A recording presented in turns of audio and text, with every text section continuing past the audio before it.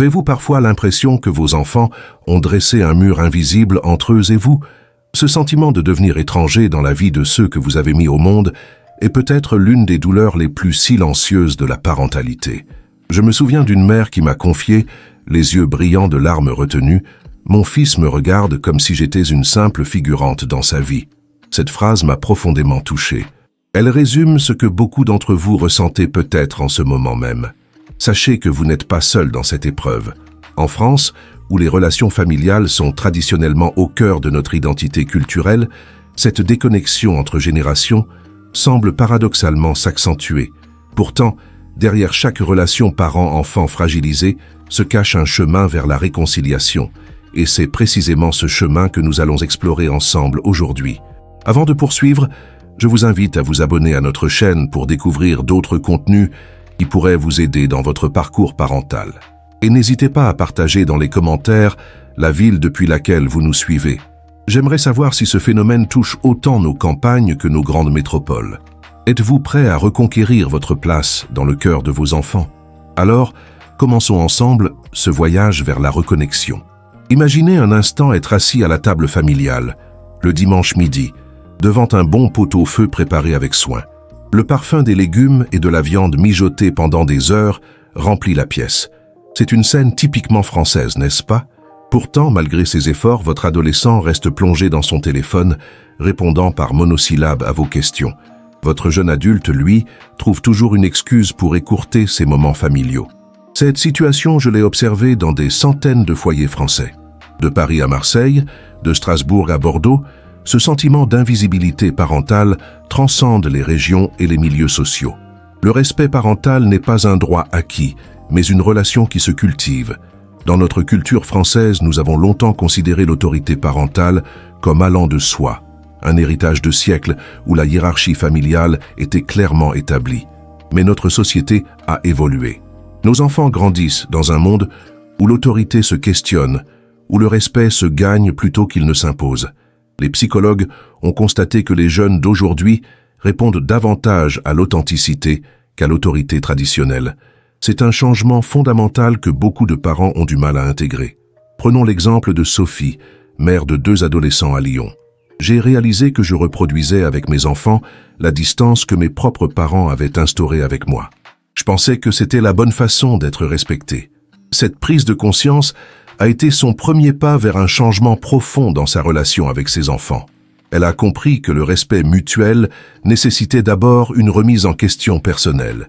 Pour commencer ce voyage vers la reconnexion, nous devons d'abord comprendre que l'éloignement de nos enfants n'est pas nécessairement un rejet de notre personne, mais souvent une étape normale de leur développement. Une étude menée par l'Université de Strasbourg a montré que 90% des adolescents traversent une phase de détachement parental, quelle que soit la qualité de la relation préexistante. Ce n'est pas vous qu'ils rejettent, mais l'enfance qu'ils quittent et l'autorité qu'elle représente. La première étape vers la réconciliation est donc d'accepter cette réalité sans la prendre comme une attaque personnelle. Lorsque votre fille de 15 ans préfère confier ses secrets à ses amis plutôt qu'à vous, ce n'est pas un échec de votre part. C'est le signe qu'elle construit son identité propre. Mais comment transformer cette distance en une nouvelle forme de proximité? C'est précisément ce que nous allons explorer maintenant. L'un des obstacles majeurs au respect dans les relations parents-enfants est souvent notre propre incapacité à écouter véritablement. Dans notre culture française, nous avons tendance à privilégier le discours, l'éloquence, la capacité à convaincre. Nous sommes, après tout, les héritiers de grandes traditions oratoires. Mais avec nos enfants, cette approche peut se transformer en monologue inefficace, voire contre-productif. L'art d'écouter est peut-être la compétence parentale la plus sous-estimée et pourtant la plus puissante pour rétablir une connexion. Qu'est-ce que l'écoute authentique? C'est bien plus que simplement entendre les mots prononcés par votre enfant. C'est une présence totale, une attention qui dit silencieusement « tu comptes, ce que tu penses a de la valeur ». C'est mettre de côté, momentanément, notre besoin de corriger, d'enseigner ou de diriger. Jean-Pierre, père de 3 enfants à Toulouse, m'a confié « Pendant des années, j'ai cru que mon rôle était de toujours avoir réponse à tout.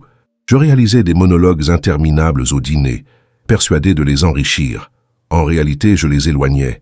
Lorsque votre fils adolescent rentre de l'école et mentionne brièvement un conflit avec un professeur, votre premier réflexe est peut-être de lui expliquer pourquoi le respect de l'autorité est important ou comment il aurait dû gérer la situation. Mais si vous parvenez à réprimer cette impulsion et à simplement demander « Comment t'es-tu senti à ce moment-là ?», vous ouvrez un espace de dialogue authentique. Vous placez son expérience au centre, plutôt que votre sagesse parentale. Cette approche peut sembler contre-intuitive, surtout dans un pays où l'éducation reste fortement ancrée dans la transmission verticale du savoir. Mais les recherches en psychologie du développement sont formelles. Les adolescents qui se sentent véritablement écoutés par leurs parents développent paradoxalement une plus grande réceptivité à leurs conseils. L'écoute authentique n'est pas un abandon de l'autorité parentale, c'est sa réinvention. Cette écoute s'accompagne nécessairement d'une validation émotionnelle. Imaginez votre fille rentrant bouleversée après une dispute avec sa meilleure amie. Votre instinct peut vous pousser à minimiser « ce n'est pas grave, vous vous réconcilierez demain » ou à rationaliser « c'est normal, toutes les amitiés connaissent des hauts et des bas ». Ces réponses, bien qu'issues de bonnes intentions, peuvent communiquer involontairement que ces émotions ne sont pas légitimes.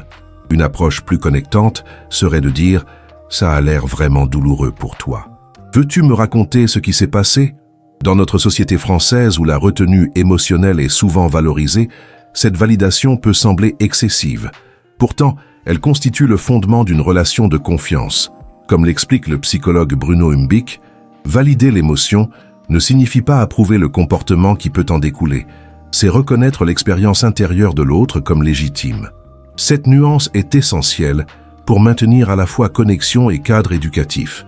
La reconquête du respect passe également par notre capacité à incarner ce que nous exigeons.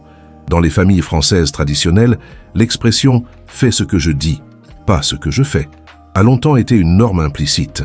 Cette époque est révolue. Nos enfants, particulièrement à l'adolescence, développent un radar hypersensible à l'incohérence. Si vous souhaitez qu'ils limitent leur temps d'écran mais passez vos soirées sur votre smartphone, le message sera brouillé, quelle que soit l'éloquence de vos arguments. Marie, mère divorcée vivant à Lille, en a fait l'expérience. Je reprochais constamment à mes enfants de ne pas communiquer, de rester enfermés dans leur bulle. Un jour, mon fils de 14 ans m'a répondu « Mais maman, quand on te parle, tu es toujours en train de vérifier tes mails. » Cette remarque m'a frappé comme un éclair. Cette prise de conscience l'a amené à instaurer des moments sans technologie où toute la famille se reconnecte véritablement. L'exemplarité parentale s'étend bien au-delà de l'usage des écrans. Elle concerne notre façon de gérer nos émotions, nos conflits, nos échecs. Si nous voulons que nos enfants apprennent à s'excuser sincèrement après une erreur, nous devons être capables de le faire nous-mêmes. Si nous souhaitons qu'ils communiquent respectueusement, nous devons surveiller notre propre langage, même dans les moments de frustration. Les neurosciences ont confirmé ce que l'intuition parentale suggérait déjà. Les neurones miroirs de nos enfants sont programmés pour imiter nos comportements bien plus fidèlement qu'ils n'obéissent à nos instructions verbales. Cette cohérence entre nos paroles et nos actes constitue peut-être le défi le plus exigeant de la parentalité. Elle nous demande une vigilance constante, une disposition à l'humilité et à la remise en question. Mais n'est-ce pas aussi une opportunité de croissance personnelle ? Comme le souligne Philippe, père de 4 enfants à Nantes, « Mes enfants m'ont rendu meilleur. Leur regard sur moi m'oblige à devenir la personne que je voudrais qu'ils soient. » L'authenticité est devenue une valeur cardinale pour la jeunesse française contemporaine. Nos enfants peuvent pardonner nos imperfections, mais beaucoup plus difficilement notre manque de sincérité. Lorsque nous reconnaissons nos erreurs, nous ne perdons pas leur respect. Nous le gagnons d'une manière plus profonde et durable. Au-delà de l'écoute et de l'exemplarité, la reconquête du respect passe par la redéfinition des frontières relationnelles. Dans notre culture française, nous oscillons souvent entre deux extrêmes. L'autoritarisme traditionnel d'un côté et de l'autre, une permissivité issue d'une interprétation excessive des théories psychologiques modernes. Ces deux approches conduisent paradoxalement au même résultat, une perte de respect mutuel. L'établissement de limites claires n'est pas contradictoire avec une relation chaleureuse et empathique. Au contraire, les études en développement de l'enfant montrent que les jeunes se sentent plus en sécurité et développent une meilleure estime d'eux-mêmes lorsqu'ils évoluent dans un cadre prévisible et cohérent. Comme l'explique la psychologue Catherine Guéguen, L'enfant a besoin à la fois d'amour inconditionnel et de limites structurantes. Ces deux dimensions ne s'opposent pas, elles se complètent. Dans la pratique, cela signifie abandonner tant le parce que je le dis autoritaire que le fais comme tu veux démissionnaire. À la place, nous pouvons adopter ce que les spécialistes appellent l'autorité bienveillante. Expliquer les règles, écouter les objections, mais maintenir un cadre non négociable sur les questions essentielles. Claire, enseignante et mère de 2 adolescents à Rennes, témoigne. J'ai compris que mes fils ne me respectaient plus parce que j'avais peur de leur déplaire. Je disais non, puis je cédais face à leur insistance. J'ai dû réapprendre à maintenir mes décisions, même inconfortables. Cette fermeté bienveillante s'applique particulièrement aux questions numériques qui cristallisent tant de conflits dans les foyers français. Plutôt que d'imposer arbitrairement des restrictions sur les écrans, pourquoi ne pas négocier ensemble un contrat familial numérique? Ce document, élaboré collectivement, peut définir les plages horaires sans technologie, les contenus appropriés selon l'âge et les conséquences en cas de non-respect des règles. Cette démarche participative respecte l'intelligence de l'enfant tout en affirmant votre rôle de guide. Les règles sont d'autant mieux acceptées qu'elles s'inscrivent dans une vision positive de la vie familiale. Au lieu de multiplier les interdictions, proposez des alternatives enrichissantes. Dans notre France riche de patrimoine culturel et naturel, les possibilités sont infinies. Randonnées dans nos parcs nationaux, visites de nos monuments historiques, initiation à notre gastronomie régionale, découverte de nos artisans locaux. Chaque sortie familiale bien pensée est une opportunité de reconnexion qui vaut mieux que 100 sermons. Il est également crucial d'adapter nos exigences à l'âge et à la personnalité de chaque enfant. L'erreur classique consiste à traiter un adolescent comme un petit enfant ou à attendre d'un enfant sensible qu'il réagisse comme son frère plus extraverti. La psychologue Caroline Maillard insiste, le respect parental passe par la reconnaissance de l'unicité de chaque enfant. Nous devons ajuster nos attentes à leur réalité, pas à nos projections. Ce cadre structurant, loin d'étouffer l'enfant, lui permet paradoxalement de développer son autonomie dans un espace sécurisé. Comme l'observe judicieusement Antoine, père de 3 enfants à Montpellier. J'ai compris que mes enfants ne me respectaient pas parce que j'étais trop présent dans leurs décisions. En leur laissant une zone d'autonomie adaptée à leur âge, j'ai regagné ma légitimité sur les questions vraiment importantes. La reconquête du respect parental dans le contexte français contemporain passe également par notre capacité à nous adapter à l'évolution sociétale sans renier nos valeurs fondamentales. Nos enfants grandissent dans un monde radicalement différent de celui qui a façonné notre propre jeunesse. L'hyperconnectivité, la mondialisation culturelle, les nouvelles configurations familiales et professionnelles ont transformé leur rapport à l'autorité et aux traditions. Cette réalité nous place face à un défi de taille. Comment transmettre nos valeurs essentielles tout en reconnaissant la légitimité de leur époque? Comment maintenir ce que la culture française a de plus précieux, notre art de vivre, notre héritage intellectuel, notre conception de la famille, tout en acceptant que certaines formes doivent évoluer? La rigidité face au changement est souvent perçue par nos enfants comme un manque de pertinence, voire une forme d'obsolescence parentale. Prenons l'exemple des repas familiaux, institution sacrée dans notre tradition française. Mathilde, mère de 2 adolescents à Aix-en-Provence, raconte « Je m'épuisais à imposer le dîner familial classique tous les soirs, comme dans mon enfance. C'était devenu une source de tension permanente avec mes enfants qui avaient 1000 activités. J'ai finalement instauré 2 dîners obligatoires par semaine, mais vraiment qualitatifs. Téléphone banni, plats préparés ensemble, conversations réelles. Ces moments sont devenus précieux pour tous, justement parce qu'ils ne sont plus quotidiens mais choisis. Cette adaptabilité concerne aussi notre vision de l'éducation et de la réussite. Dans un pays où le parcours académique traditionnel reste extrêmement valorisé, beaucoup de parents peinent à accepter les nouvelles voies professionnelles qu'explorent leurs enfants. Pourtant, l'économie numérique, l'entrepreneuriat social, les métiers créatifs offrent aujourd'hui des perspectives légitimes.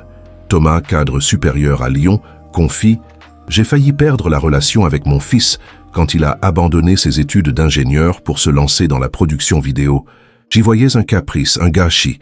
6 ans plus tard, il réussit dans son domaine et me remercie de l'avoir finalement soutenu, même si j'ai mis du temps à comprendre son choix. » Cette ouverture d'esprit ne signifie pas abandonner toute exigence ou tout cadre. Elle implique plutôt de distinguer l'essentiel de l'accessoire. Les valeurs fondamentales, respect, honnêteté, effort, compassion, peuvent être transmises à travers différentes formes adaptées à chaque génération. Comme le résume élégamment la philosophe Véronique Margron, être parent aujourd'hui, c'est être le gardien de valeurs intemporelles, tout en acceptant que les chemins pour y accéder se réinventent constamment. Cette posture d'équilibre entre tradition et innovation requiert une qualité devenue rare, l'humilité intellectuelle. Accepter que nous n'avons pas toutes les réponses, que nos enfants peuvent aussi nous enseigner, particulièrement sur les réalités contemporaines qu'ils vivent de l'intérieur. Reconnaître nos erreurs sans perdre notre autorité. Dans cette vulnérabilité assumée réside paradoxalement une nouvelle forme de force parentale, plus adaptée à notre époque. La sociologue Monique Dagneau observe que les adolescents français d'aujourd'hui respectent moins le statut parental en soi, mais davantage l'authenticité et la cohérence de leurs parents. Cette évolution nous invite à fonder notre autorité non plus sur la tradition ou la hiérarchie, mais sur la qualité de notre présence et la pertinence de nos valeurs dans le monde contemporain. Un aspect souvent négligé dans la quête du respect parental est l'importance capitale de moments de légèreté et de plaisir partagés. Dans notre culture française, nous accordons traditionnellement une grande importance à l'éducation formelle, à la transmission de connaissances et de principes. Cette approche, bien que précieuse, peut parfois créer une relation parentale centrée sur l'instruction et la correction, au détriment de la connexion émotionnelle. Pourtant, les recherches en psychologie positive montrent que les souvenirs joyeux créés en famille constituent un socle affectif sur lequel se construit naturellement le respect. Quand vos enfants vous associent à des moments de bonheur authentique, leur perception de votre autorité se transforme. Vous n'êtes plus seulement celui ou celle qui impose des règles, mais aussi la personne avec qui il fait bon vivre. Stéphane, père divorcé de 2 adolescentes à Nice, témoigne. Après notre séparation, mes filles s'éloignaient progressivement. Nos week-ends ensemble ressemblaient à une liste d'obligations et de règles. J'ai décidé de consacrer au moins une partie de chaque rencontre à une activité joyeuse choisie par elles, karaoké ridicule dans le salon, bataille d'eau improvisée, soirée cinéma avec leurs films préférés que je déteste. Ces moments ont complètement changé notre dynamique. Elles m'écoutent davantage sur les sujets sérieux parce qu'elles savent que je ne suis pas juste le parent qui impose. Cette approche s'inspire de ce que les psychologues appellent le ratio de Gottman, du nom du chercheur qui a démontré que les relations épanouissantes nécessitent environ 5 interactions positives pour compenser chaque interaction négative. Appliqué à la parentalité, ce principe suggère que nous devrions consciemment créer de nombreux moments de connexion positive pour chaque situation de discipline ou de conflit. Dans notre belle France, nous avons la chance de disposer d'un patrimoine culturel, naturel et gastronomique exceptionnel qui offre d'innombrables occasions de créer ces moments mémorables. Une balade dans les ruelles médiévales d'une cité historique, l'apprentissage partagé d'une recette régionale, la découverte d'un festival local, l'exploration d'un parc naturel. Ces expériences françaises authentiques constituent autant d'opportunités de tisser des liens qui transcendent les tensions quotidiennes. L'humour joue également un rôle crucial dans cette dynamique. La capacité à rire ensemble, y compris de nos propres maladresses parentales, crée une complicité précieuse. Contrairement à une croyance répandue, l'autodérision ne diminue pas l'autorité parentale. Elle la rend plus humaine et donc plus acceptable. Comme l'explique le psychologue Marcel Ruffo, un parent qui sait rire de lui-même enseigne à ses enfants l'humilité et la résilience bien plus efficacement qu'un long discours sur ses valeurs. Cette légèreté partagée ne doit pas être confondue avec une relation copain-copain qui effacerait les différences générationnelles. Il s'agit plutôt d'équilibrer notre rôle de guide avec des moments où la hiérarchie s'efface temporairement au profit d'une joie commune. Cet équilibre est particulièrement important à l'adolescence, période où nos enfants oscillent entre besoin d'indépendance et besoin de sécurité. Valérie, psychologue et mère de 3 enfants à Strasbourg, résume parfaitement cette idée. Être parent, c'est savoir danser entre proximité et distance, entre autorité et complicité. Les adolescents ont besoin de savoir que nous sommes solides, mais aussi que nous sommes capables de légèreté. C'est dans cette danse subtile que se construit le respect authentique. Le chemin que nous venons de parcourir ensemble nous a menés à travers les méandres complexes de la relation parent-enfant dans la France contemporaine. Nous avons exploré comment l'écoute authentique crée un espace de confiance, comment l'exemplarité parle plus fort que les mots, comment l'établissement de limites bienveillantes structure le développement, comment l'adaptabilité aux évolutions sociétales maintient notre pertinence, et comment les moments de légèreté partagée tissent des liens durables. Ces 5 piliers constituent les fondations sur lesquelles peut se reconstruire le respect qui semble parfois s'être érodé. Mais au-delà de ces stratégies spécifiques, un message essentiel émerge. Le respect parental dans la France du XXIe siècle ne peut plus reposer uniquement sur la tradition ou l'autorité statutaire. Il se gagne désormais par notre présence authentique, notre cohérence et notre capacité à incarner les valeurs que nous souhaitons transmettre. Comme l'a magnifiquement exprimé Antoine de Saint-Exupéry, l'un de nos plus grands écrivains, si tu veux construire un bateau, ne rassemble pas tes hommes et femmes pour leur donner des ordres, pour expliquer chaque détail, pour leur dire où trouver chaque chose. Si tu veux construire un bateau, fais naître dans le cœur de tes hommes et femmes le désir de la mer. Cette métaphore illustre parfaitement notre mission parentale. Au-delà de l'instruction et de la discipline, notre véritable vocation est d'inspirer nos enfants par l'exemple que nous donnons et les valeurs que nous incarnons. Dans cette perspective, la quête du respect parental devient moins une question de technique spécifique qu'un cheminement personnel vers l'authenticité et la cohérence. J'aimerais vous proposer un défi concret. Cette semaine, choisissez consciemment de consacrer un moment privilégié à chacun de vos enfants, individuellement. Un temps où vous vous mettrez véritablement à leur écoute, sans agenda préétabli, sans smartphone, sans intention de corriger ou d'enseigner. Simplement être présent, avec curiosité et ouverture. Demandez-leur de vous faire découvrir quelque chose qu'ils aiment et que vous connaissez peu, leur musique préférée, un jeu vidéo, un manga, une tendance sur les réseaux sociaux. Observez comment cette démarche, apparemment simple, peut transformer subtilement votre relation. N'oubliez pas que la reconquête du respect est un marathon, pas un sprint. Les blessures relationnelles qui se sont parfois installées au fil des années ne se guérissent pas en quelques jours. La constance de votre démarche sera votre plus grand atout. Comme le souligne la psychologue française Isabelle Filiosa, la confiance se construit goutte à goutte, mais peut se perdre en un instant. Sa reconstruction demande patience et persévérance. Si cette vidéo vous a apporté des perspectives utiles, je vous invite à la partager avec d'autres parents qui pourraient en bénéficier. La parentalité est peut-être le défi le plus exigeant et le plus solitaire que nous ayons à relever. Créons ensemble une communauté bienveillante où nous pouvons échanger nos expériences sans jugement. N'hésitez pas à laisser un commentaire pour partager votre propre cheminement ou poser des questions que nous pourrions aborder dans de futures vidéos. Je vous encourage également à vous abonner à notre chaîne pour découvrir d'autres contenus qui pourraient vous accompagner dans votre parcours parental. Ensemble, nous pouvons réinventer une parentalité française qui honore notre héritage culturel tout en s'adaptant aux réalités contemporaines. Rappelez-vous enfin cette vérité essentielle. Malgré les apparences parfois trompeuses, les phases d'éloignement ou de rébellion, vos enfants ont profondément besoin de votre présence, de votre amour et de votre sagesse. Le respect qu'ils vous accordent peut fluctuer au fil des saisons de leur développement, mais le lien fondamental qui vous unit ne se brise jamais complètement. Avec patience, authenticité et amour inconditionnel, vous pouvez reconstruire ce pont entre vos générations pour le plus grand épanouissement de toute votre famille. La France a toujours valorisé ses traditions familiales. Ensemble, réinventons-les pour qu'elles continuent d'être une source de force et d'identité pour les générations futures.